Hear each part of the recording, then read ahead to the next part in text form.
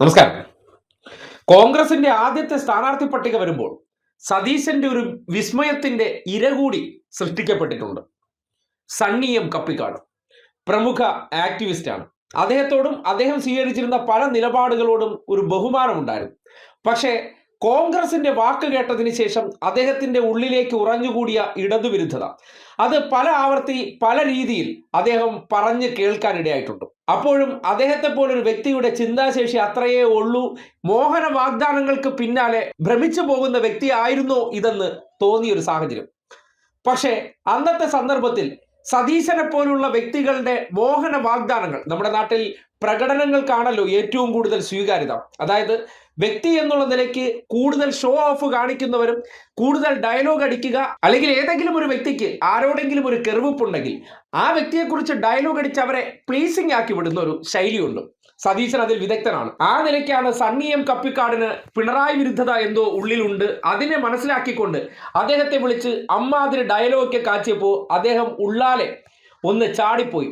എന്ത് വേണം, കോൺഗ്രസ്സുകാരാണോ വാക്കിന് വിലയില്ലാത്തവരാണെന്ന് ആവർത്തിച്ചു പറയുമ്പോൾ ഷോ ഓഫ് മാത്രം കാട്ടുന്നവരാണ്, അവരുടെ പ്രകടനങ്ങളിൽ വീണാൽ നാണം കെടേണ്ടി വരുമെന്ന് പല ആവർത്തി പറഞ്ഞിട്ടും അദ്ദേഹത്തിന് ബോധ്യപ്പെട്ടില്ല.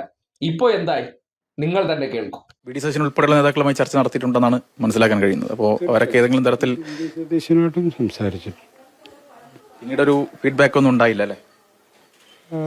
അല്ല, അങ്ങനെ ഞാനത് നിരന്തരമായി ഫോളോ അപ്പ് ഒന്നും ചെയ്തിരുന്നില്ല. അങ്ങനെ ചെയ്യേണ്ട ആവശ്യമുണ്ടെന്ന് ഞാൻ വിചാരിക്കുന്നു. ഇനിയാണെങ്കിലും ഒരു ഓഫർ മുന്നോട്ട് വെച്ചാൽ അത് ഓഫർ മുന്നോട്ട് വെക്കുന്ന അവരുടെ ചുമതലയാണ് അത് നിറവേറ്റുക എന്നുള്ളത്. അല്ലാതെ എനിക്ക് അതിനകത്ത് പ്രത്യേകിച്ച് റോളൊന്നുമില്ല. ഓഫർ നിറവേറ്റിയില്ല എന്ന് പറയുമ്പോൾ വിഷമമുണ്ടോ? നമ്മളോട് എനിക്കെന്ത് വിഷമം? ഞാൻ ഈ പാർലമെന്ററി രാഷ്ട്രീയത്തിൽ ഇടപെടാത്ത ഒരാളാണ്.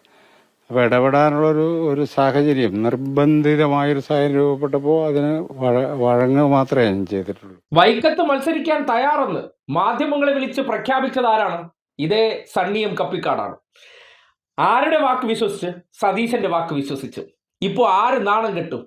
വാക്കിന് 10 പൈസയുടെ വിലയില്ലാത്തവരാണെന്ന് ആവർത്തിച്ച് പറയുകയാണ്. പിന്നെ പ്രകടനങ്ങളും ഷോ ഓഫും കാണിക്കാനായിട്ട് വരാത്തവർ, അല്ലെങ്കിൽ കാര്യങ്ങൾ വേണ്ട രീതിയിൽ ചെയ്യുന്നുണ്ട്, പക്ഷേ മുൻപത്തെ കാര്യങ്ങളോ അല്ലെങ്കിൽ പൂർവ്വകാലത്തെ ചില ഉദാഹരണങ്ങളൊക്കെ മുൻനിർത്തിക്കൊണ്ട് ഇപ്പോഴും അന്ധമായ ഇടതുവിരോധം സണ്ണി എം കപ്പിക്കാട് ഉൾപ്പെടെയുള്ള ചിലർ സ്വീകരിക്കുന്നുണ്ട്.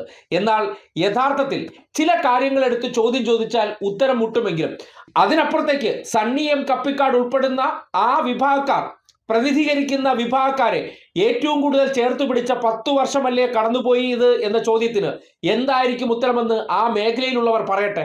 അത് കേൾക്കാൻ സണ്ണി എം കപ്പിക്കാട് ഒരിക്കലും തയ്യാറായില്ല. സുഡാപ്പികൾക്കും മൗദൂദികൾക്കൊപ്പം ചേർന്നുകൊണ്ട് 916 സംഘപരിവാർ മനസ്സുള്ള കോൺഗ്രസ്സുകാർ അവർ ഈ പറയുന്ന സണ്ണി എം കപ്പിക്കാടിനെ ഉൾപ്പെടെയുള്ളവരെ ഒപ്പം നിർത്തി വിസ്മയം കാണിക്കാൻ പോകുന്നു എന്ന് പറഞ്ഞപ്പോൾ തന്നെ ഇതൊരു തട്ടിപ്പ് പരിപാടിയാണെന്ന് കൃത്യമായിട്ട് അറിയാം.